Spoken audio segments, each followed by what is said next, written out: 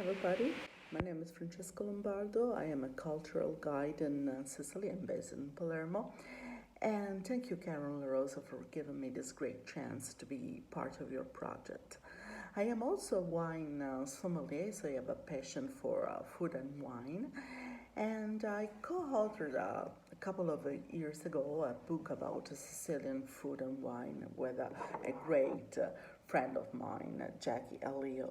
I would like today to read you some passages of this book to let you understand how complex is the history of food on our island.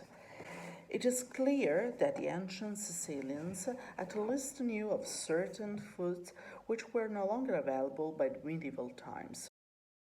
The extensive mosaic pavements of the Roman Villa del Casale, erected outside Piazza Marina around AD 360, depict all manner of fruits and beasts, many virtually unknown by the Middle Ages. Some, such as the purple swan hen already mentioned, probably were not consumed, but there is a scene of a Roman on horseback chasing relatively large deer. A pictorial resource from the 14th century is the wooden ceiling of the Baron's Hall in Palazzo Steri in Palermo. The Greeks traded with northern India and Central Asia, and the Romans with southern India, so it is likely that certain foods and spices were introduced via those routes. Early literary references to lentils, pistachios, almonds, and citrons are found in the Torah. During the Roman period, these foods were common among Mediterranean peoples. The Arabs introduced or reintroduced rice in Sicily during the 10th century, along with sophisticated canals and irrigation methods. Cotton for paper as well as fabric was also cultivated during that period, but like rice, it ceased to be grown in Sicily at some point after Middle Ages. Sugarcane was raised in Sicily into the 17th century when foreign sources became more economical. Edible oranges and primarily for silk making mulberries were also brought by the Arabs.